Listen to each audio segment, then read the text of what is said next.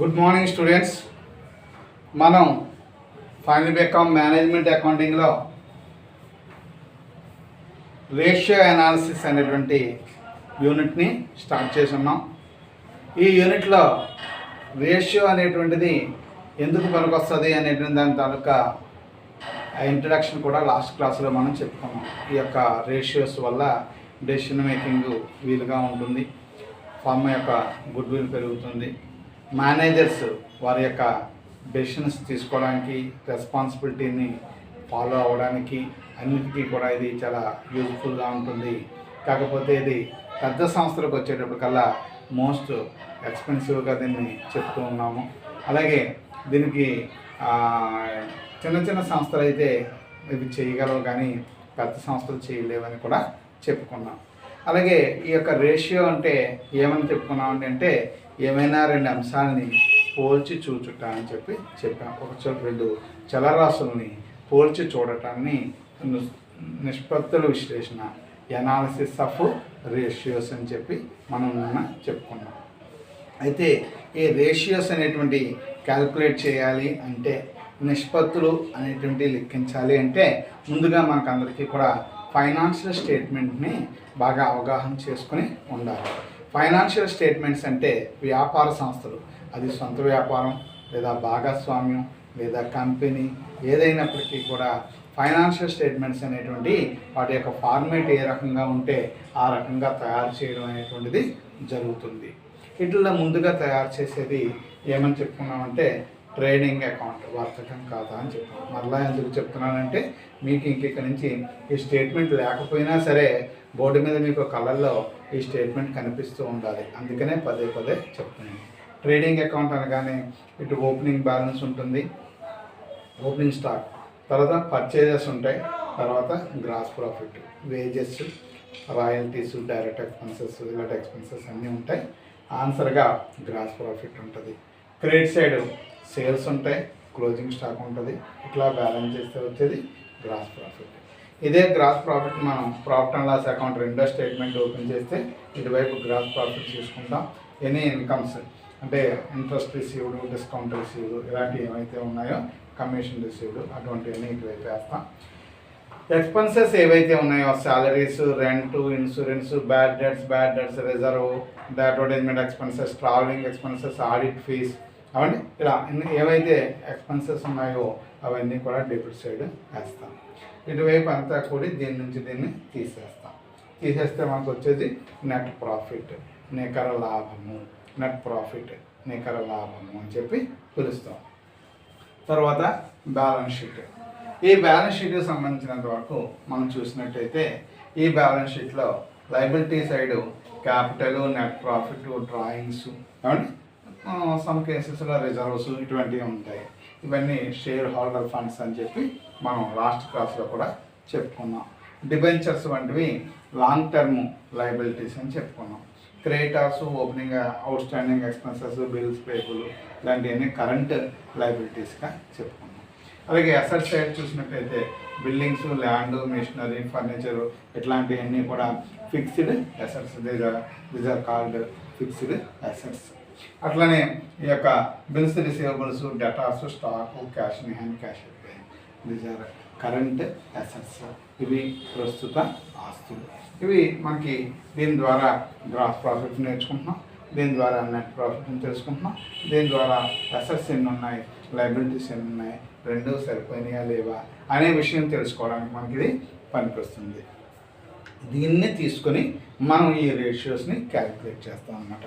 ఇటువంటి సంస్థ యొక్క ఫైనాన్షియల్ స్టేట్మెంట్స్ని దగ్గర పెట్టుకుని వాటి నుంచి మనం రేషియోస్ని క్యాలిక్యులేట్ చేస్తాం. ఈ సమాచారాలను ఆధారంగా చేసుకుని రేషియోస్ని మనం క్యాలిక్యులేట్ చేయడం అనేటువంటిది జరుగుతుంది. అది రేషియోస్ని క్లాసిఫై చేస్తారు, అంటే విభజిస్తారనమాట. అంటే పలానాది అని చెప్పి డిఫరెంట్ కేటగిరీస్ కింద దీన్ని క్లాసిఫై చేయడం అనేది, అంటే బైఫిర్కేట్ చేయడం, అంటే విభజించడం అనేటువంటిది జరుగుతుంది.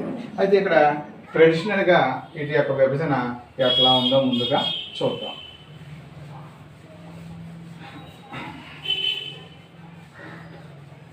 ట్రెడిషనల్గా అంటే సాంప్రదాయబద్ధంగా ఇవి ఏ రకంగా వర్గీకరణ చేసి చెప్తారు. రేషియోస్ని సాంప్రదాయబద్ధంగా కనుక వర్గీకరించినట్టయితే ఎన్ని రకాలుగా వీటిని వర్గీకరించి చెప్తారో అనేది మనం చూడాలి.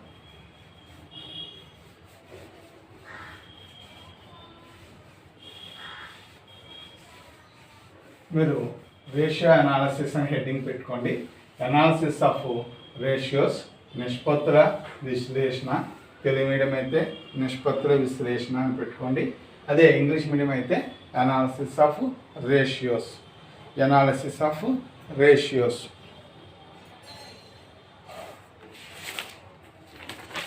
లేదా రేషియో అనాలిసిస్, ఎలాగైనా సరే ఇటు నుంచి అటు పెట్టుకోవాలి. రేషియో అనాలిసిస్ అని పెట్టుకున్నా పర్వాలేదు. నిష్పత్తుల విశ్లేషణ, రేషియో అనాలిసిస్. అంటే ఇక్కడ ఫస్ట్ మీరు తెలుగు మీడియం అయితే సాంప్రదాయక విభజన అని పెట్టుకోండి. సాంప్రదాయక వర్గీకరణ, సాంప్రదాయక వర్గీకరణ. ఇంగ్లీష్ మీడియం అయితే ట్రెడిషనల్ క్లాసిఫికేషన్ అని పెట్టుకోండి. Traditional classification. సాంప్రదాయబద్ధంగా ఈ యొక్క నిష్పత్తుల్ని వర్గీకరించినప్పుడు 3 రకాలుగా వర్గీకరిస్తారు. అంటే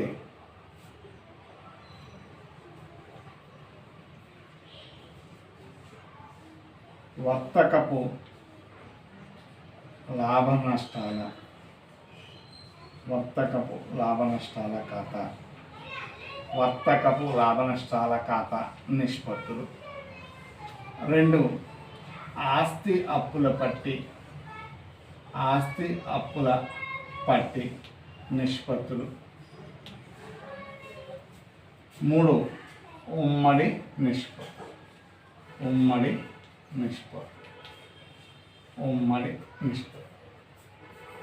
అది ఒక వర్గీకరణ, సాంప్రదాయక వర్గీకరణ అండి.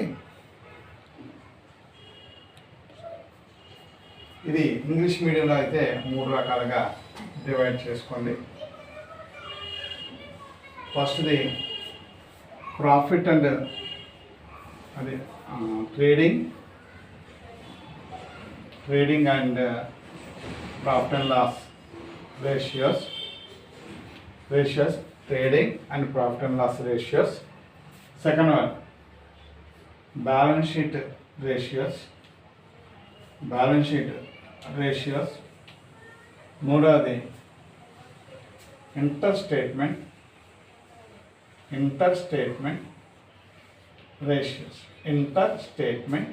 రేషియోస్ అని 3 రకాలుగా వర్గీకరిస్తారు. అర్థమైందని తెలుగు మీడియం వాళ్ళు, ఇంగ్లీష్ మీడియం అని ఇబ్బంది లేకుండా రాసుకోండి. సాంప్రదాయక వర్గీకరణ చూస్తున్నాం.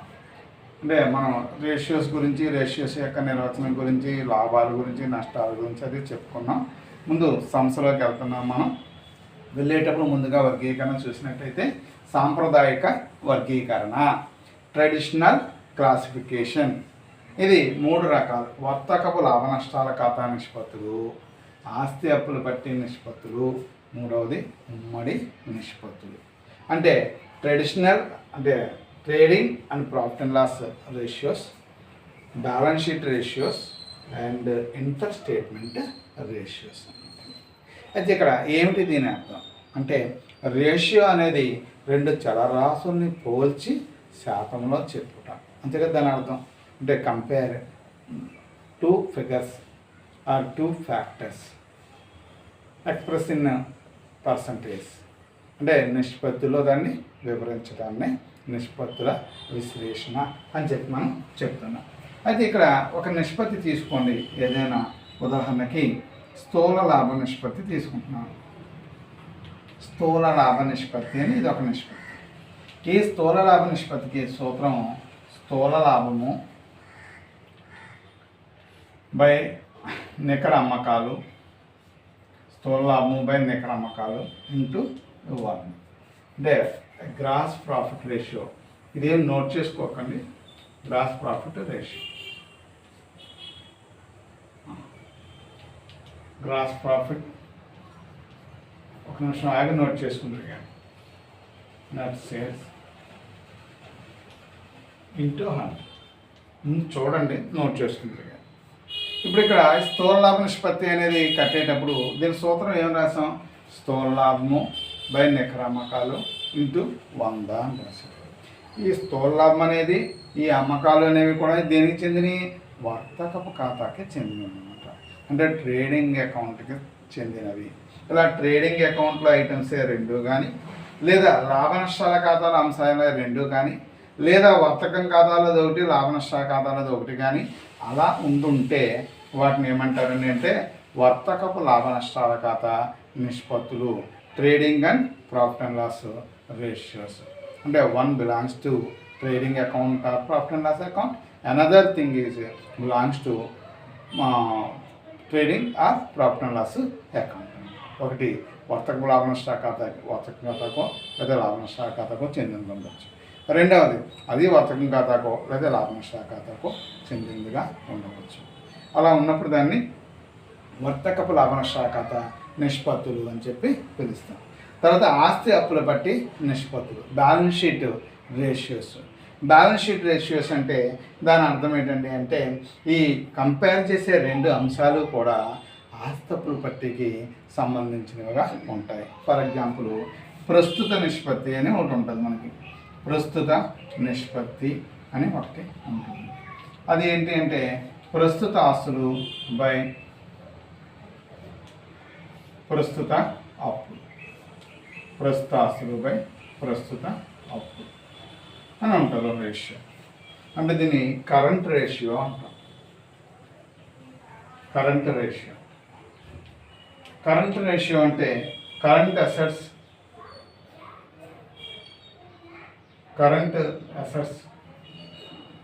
By current liabilities.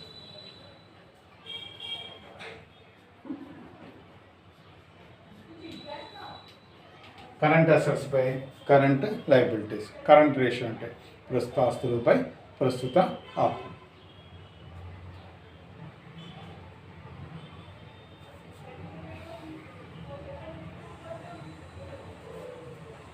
అంటే ఇక్కడ మనం ఎంతసేపు కూడా చూడవలసిన అంశాలు ఏంటంటే కంపేర్ చేసేటువంటి ఐటమ్స్ ఏ రకంగా ఉంటున్నాయి అనేది మనం చూసుకోవాలి. అంటే కంపేర్ చేసే అంశాలు వర్తకపు లాభ నష్టాల ఖాతాకి చెందుంటే దాన్ని వర్తకపు లాభ నష్టాల ఖాతా నిష్పత్తి లేదా trading and profit and loss ratio అని చెప్పి పిలుస్తాం.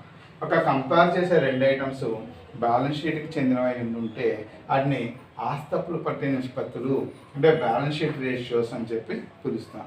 ఇన్ కేసు ఫర్ ఎగ్జాంపుల్ అమ్మకాలు అంటే ఆ తర్వాత ఏ ఆస్తులను కంపేర్ చేస్తున్నాం అనుకోండి. అమ్మకాలు అనేది ట్రేడింగ్ అకౌంట్, ఆస్తులు అనేది బ్యాలెన్స్ షీటు. అందులోది ఒకటి ఇందులోది ఒకటి చేస్తున్నాం. అప్పుడు జాయింట్ చేస్తున్నాం కాబట్టి వీటిని జాయింట్ రేషియోస్, ఉమ్మడి నిష్పత్తులు అని చెప్పి పిలుస్తాం. వీటిని ఇంటర్ స్టేట్మెంట్ రేషియోస్ అని పిలుస్తాం. ఇంటర్ స్టేట్మెంట్ రేషియోస్ అంటే మనం కంపేర్ చేసే 2 వర్తకపు లాభ నష్టాల ఖాతాల ఐటమ్ ఒకటి, ఆస్తి అప్పుల పట్టీల ఐటము ఒకటి. అలా కంపేర్ చేస్తే దాన్ని ఉమ్మడి నిష్పత్తి అని చెప్పి పిలుస్తాం. అంటే పూర్వకాలం నుంచి మన వాళ్ళకి అలవాట్లో ఉన్నటువంటి వర్గీకరణ ఇది. దీన్ని సాంప్రదాయక వర్గీకరణ లేదా ఇంగ్లీష్లో అయినట్టయితే ట్రెడిషనల్ క్లాసిఫికేషన్ అని చెప్పి పిలుస్తాం. అండ్ ఫస్ట్ మీరు ఇలా హెడ్డింగ్ పెట్టుకుని ఇక్కడ నుంచి ఇక్కడ దాకా ఇంగ్లీష్ మీడియంలో ఇక్కడ నుంచి ఇక్కడ దాకా నోట్ చేసుకోండి. ఫస్ట్ ఈ రెండింటిని ఒక్కసారి నోట్ చేసుకోండి. తెలుగు మీడియం వాళ్ళు అయితే ఇది నోట్ చేసుకోండి, ఇంగ్లీష్ మీడియం వాళ్ళు అయితే అది నోట్ చేసుకోండి.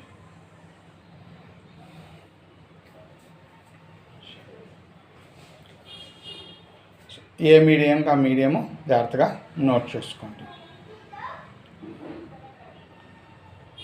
టేబుల్ అర్థమవుతుంది కదా. తెలుగు మీడియం అయినట్టయితే ఏమని రాస్తారు? 3గా గీసి సాంప్రదాయక నిష్పత్తులు అని పెట్టండి. ఒకవేళ బోర్డు కనిపించకపోతే చెప్తున్నాను. సాంప్రదాయక వర్గీకరణ అని పెట్టండి. 1 వర్తకపు లాభ నష్టాల ఖాతా నిష్పత్తులు అని పెట్టండి. 2 ఆస్తి అప్పుల పట్టీ నిష్పత్తులను పెట్టండి. 3 ఉమ్మడి నిష్పత్తులు అని పెట్టండి. దాని కింద స్థూల లాభ నిష్పత్తి ఈజ్ ఈక్వల్ టు స్థూల లాభము బై నికర అమ్మకాలు ఇంటూ 100. స్థూల లాభము బై నికర అమ్మకాలు ఇంటూ 100. ప్రస్తుత నిష్పత్తి ప్రస్తుత ఆస్తులు బై ప్రస్తుత అప్పులు. ప్రస్తుత ఆస్తులు బై ప్రస్తుత అప్పులు. తర్వాత ఇంగ్లీష్ మీడియం అయితే హెడ్డింగ్ ఏమని పెట్టుకుంటారంటే ట్రెడిషనల్ క్లాసిఫికేషన్ అని పెట్టుకుంటారు. ట్రెడిషనల్ క్లాసిఫికేషన్ ఇలా టేబుల్ 3 కింద విభజించుకోండి. ఫస్ట్ది trading and profit and loss ratios. Trading and profit and loss account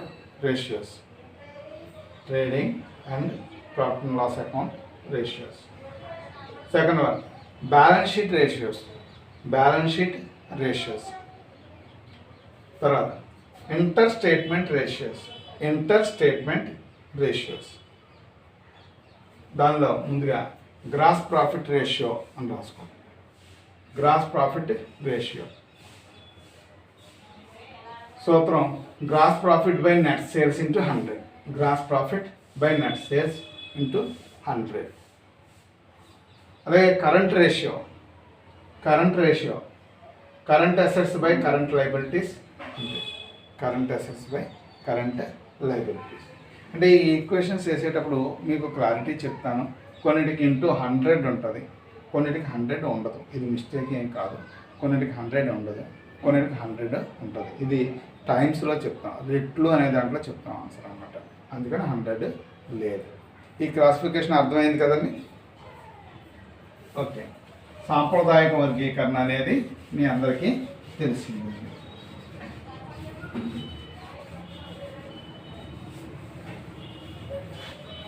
మరి ఇంకేం రకంగా చెప్తారంటే మోడర్న్ డేస్ ఇప్పుడు ఆధునిక కాలంలో దీని వర్గీకరణ చెప్పేటప్పుడు ఏమని చెప్తున్నారండి అంటే విధుల పూర్వక వర్గీకరణ అని చెప్తున్నారు. విధుల పూర్వక వర్గీకరణ అంటారు. విధుల పూర్వక వర్గీకరణ. ఈ విధుల పూర్వక వర్గీకరణకు వస్తే ఇది 4 రకాలుగా చెప్తున్నారు.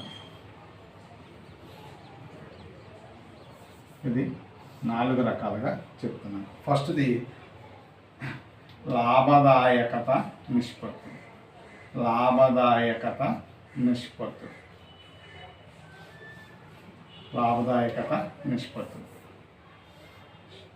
రెండవది ఆపరేటింగ్ నిష్పత్తులు. మూడవది ద్రవ్యత్వ నిష్పత్తులు.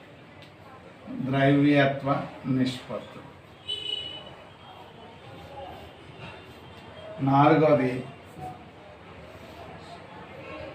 ఆర్థిక పటిష్టత నిష్పత్తి.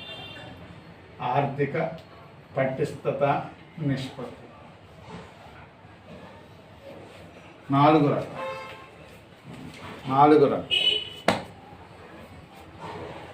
అదే ఈఎంలో చూసినట్టయితే ఈఎంలో కూడా మనం 4 రకాలుగా వర్గీకరించి చూసాము అని అనుకుంటే వీటిల్లో ఫస్ట్ది ప్రాఫిటబిలిటీ రేషియోస్.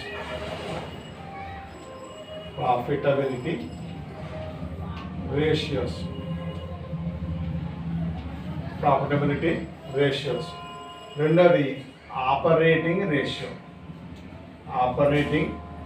రేషియోస్. మూడోది లిక్విడిటీ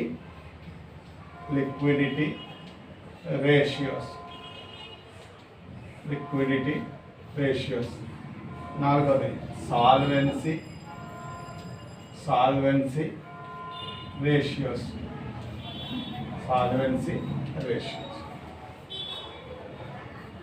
ఇది మోడర్న్ క్లాసిఫికేషన్. ఇప్పుడు మనం చెప్పుకునేటువంటి వర్గీకరణ ఇది.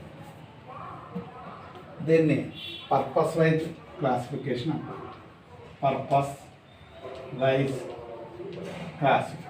ఒకసారి రండి, అప్పుడు రాసుకుంది.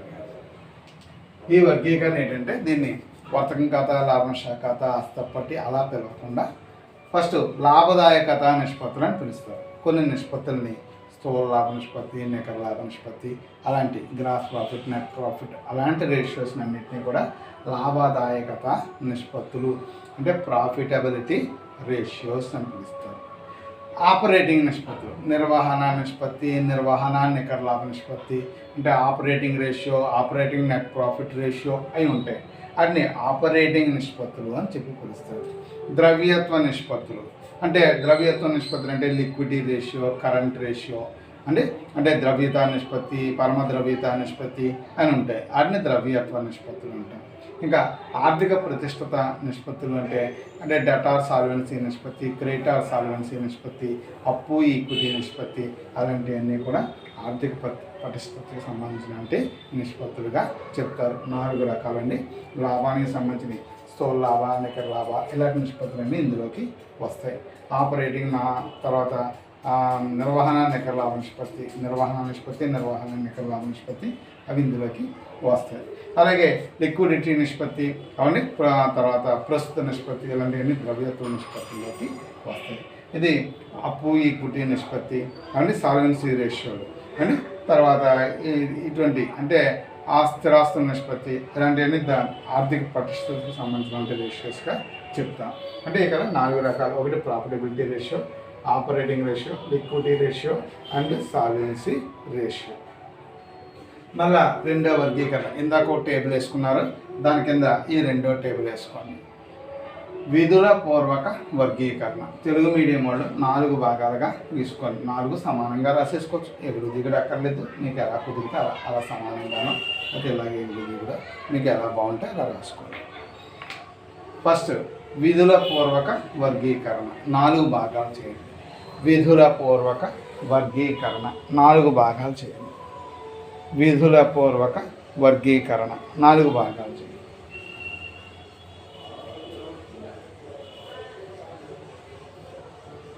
ఫస్ట్ భాగం లాభదాయకత నిష్పత్తులు. లాభదాయకత నిష్పత్తులు.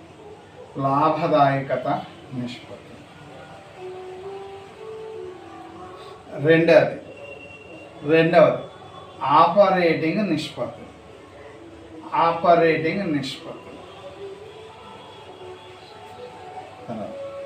ద్రవ్యత్వ నిష్పత్తులు.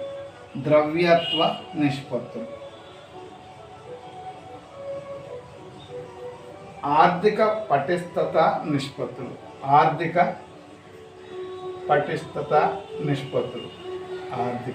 పటిష్టం అంటాం కదా, అది ప్రతిష్టత నిష్పత్తులు. నెక్స్ట్ ఇంగ్లీష్ మీడియం వాళ్ళు నోట్ చేసుకోండి. ఇంగ్లీష్ మీడియం వాళ్ళు 4 రకాలుగా టేబుల్ తీసుకోండి. పర్పస్ వైజ్ క్లాసిఫికేషన్ అని పెట్టుకోండి. ఫస్ట్ది ప్రాఫిటబిలిటీ రేషియో. 2 operating ratio. 3వది లిక్విడిటీ రేషియో. 4వది సాల్వెన్సీ రేషియో.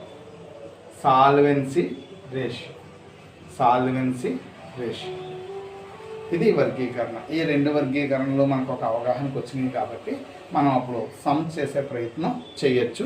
ఈ నిష్పత్తులు వరుసగా లిస్ట్ వైజ్గా ఇచ్చి దాని ప్రకారంగా చేయించడం అనేటువంటిది మీకు చెప్తాను. అందాక ఈ రోజుకి అసలు ఈ సమ్ కడితే ఏ రకంగా కడతారనేది నేను ఒకసారి బోర్డు మీద చూపిస్తాను, చూడండి. మీరు రేపటి నుంచి నోట్ చేసుకుంటారు. కానీ ఇప్పుడు నేను చేసే సమ్ము మీకు అర్థమవడం కోసం చేస్తున్నాను, దీన్ని నోట్ చేయకండి. ఇది మీరు రేపు మరలా నేను చెప్తాను, అటు తర్వాత మీరు నోట్ చేసుకుంటారు. కానీ ఉదాహరణకి చెప్తున్నానండి. ఏమన్నాడండి అంటే క్యాలిక్యులేట్